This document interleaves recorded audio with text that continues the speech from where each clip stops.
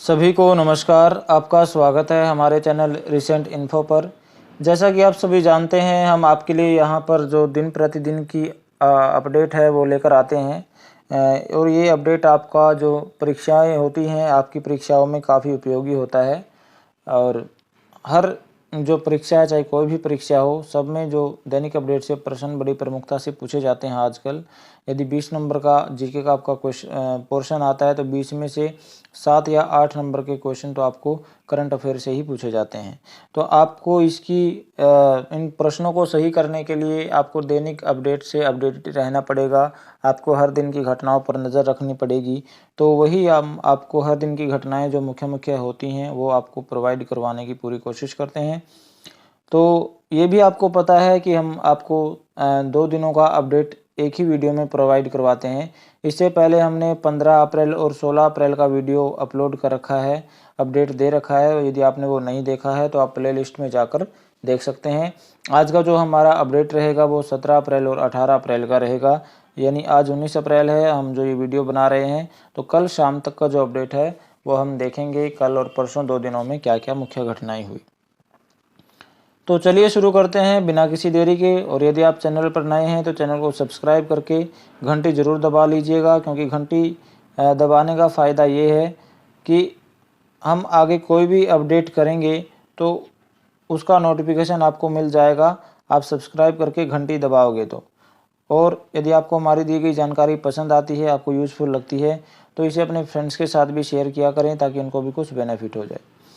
तो चलिए शुरू करते हैं। सबसे पहले है हर वर्ष विश्व हीमोफीलिया दिवस कब मनाया जाता है। तो कब मनाया जाता है विश्व हीमोफीलिया दिवस, वर्ल्ड हीमोफीलिया डे।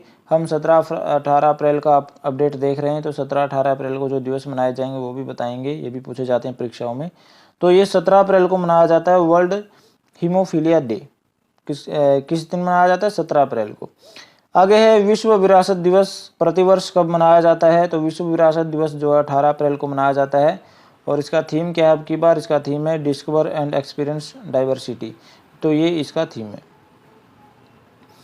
आगे है वर्ल्ड फ्यूचर एनर्जी समिट 2024 का आयोजन कहाँ किया जा रहा है। तो ये जो वर्ल्ड फ्यूचर एनर्जी 2024 हो रहा है, ये समिट जो हो रही है ये अबू धाबी में हो रही है। कहाँ हो रही है? अबू धाबी में। अबू धाबी कहाँ पर? कमेंट बॉक्स में लिखकर बताइए।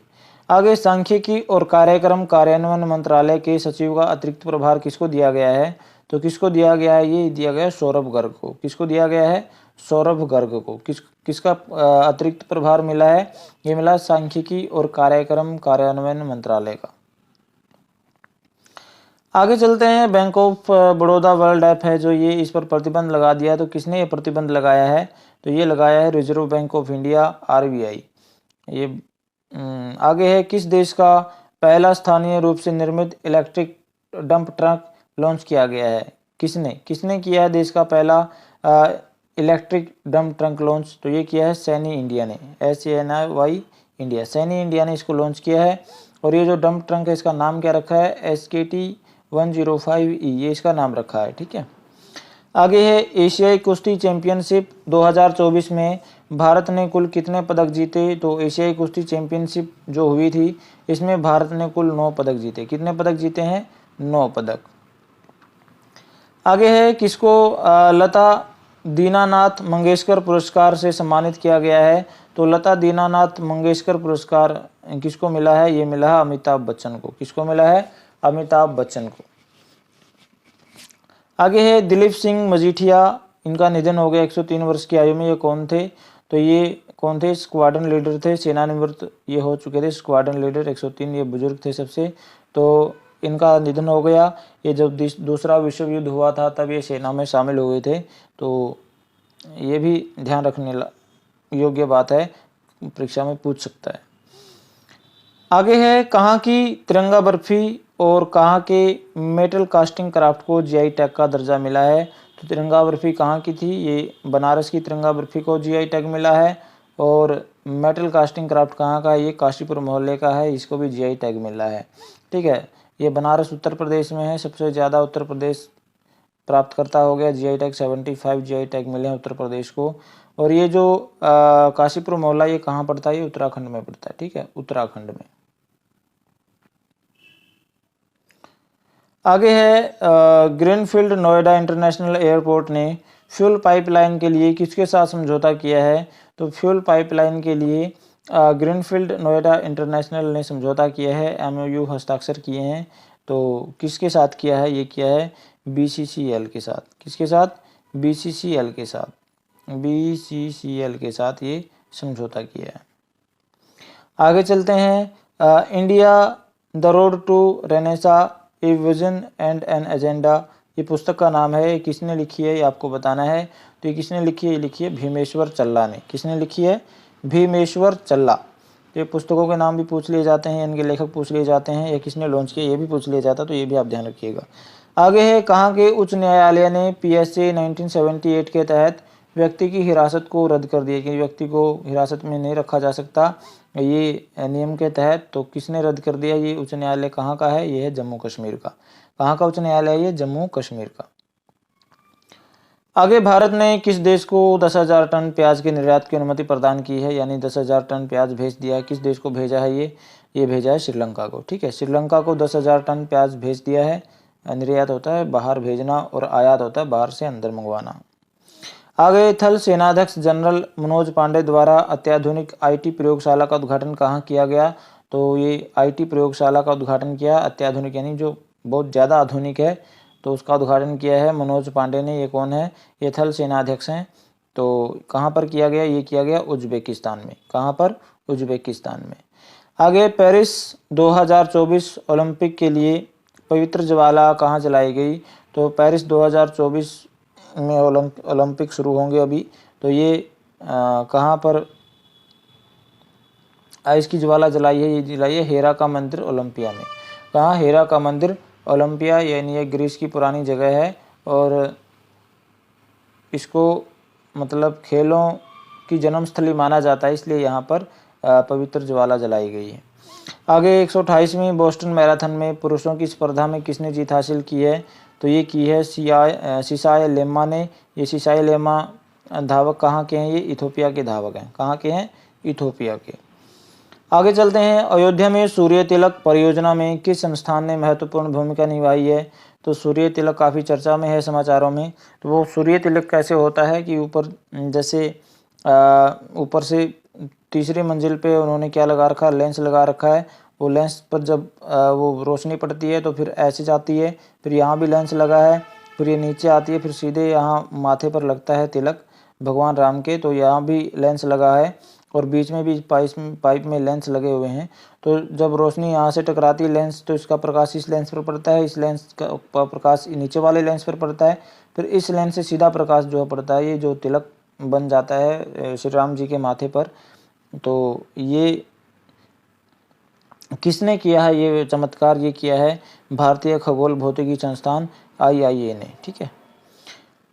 आगे है 13वां यूरोपीय गर्ल मैथमेटिक्स ओलंपियाड EGMO, ये 2024 कहाँ पर हुआ है? ये हुआ है तस्कालटूबो में हुआ है, जॉर्जिया में। ठीक है। और इसमें क्या है? भारत को 4 पदक मिले हैं, 2 रजत पदक और 2 कांस्य पदक। तो 2 रजत पदक किसको मिले हैं? ये मिले हैं गुड़गांव की है गुंजन अग्रवाल और तिरुवनंतपुरम की है संजना फिलो चाको। इनको दोनों को रजत पदक मिले हैं। और हिसार की लारिसा और पुणे की साई पाटिल, इन दोनों को कांस्य पदक मिले हैं। तो टोटल 4 पदक भारत को मिले हैं इस खेल में। आगे है किस देश ने 130 किलोमीटर की मारक क्षमता वाली अस्त्र पारक मार्क 2 मिसाइल टेस्ट का परीक्षण करने की घोषणा की है? तो किसने की है ये घोषणा? 130 किलोमीटर तक ये मार कर सकती है, तो ये की है भारत ने। ठीक है। आगे एक्सोस्केलेटन प्रौद्योगिकी क्या है? ये खबरों में देखा गया है। तो ये क्या है? ये पहनने योग्य संरचनाएं हैं जो मानव शक्ति को बढ़ाती हैं। ठीक है। एक्सोस्केलेटन ये इंग्लिश का नाम है, इंग्लिश मेरी थोड़ी कमज़ोर है तो आप इसको एडजस्ट कर सकते हैं। आगे किस सरकार ने युवाओं को धूम्रपान शुरू करने से रोकने के लिए अप्रैल 2024 में एक ऐतिहासिक धूम्रपान प्रतिबंध का प्रस्ताव रखा है? यानी धूम्रपान करने से क्या होता है? मानव के शरीर में बीमारियां ही होती हैं, जो फेफड़े वो गल सड़ जाते हैं।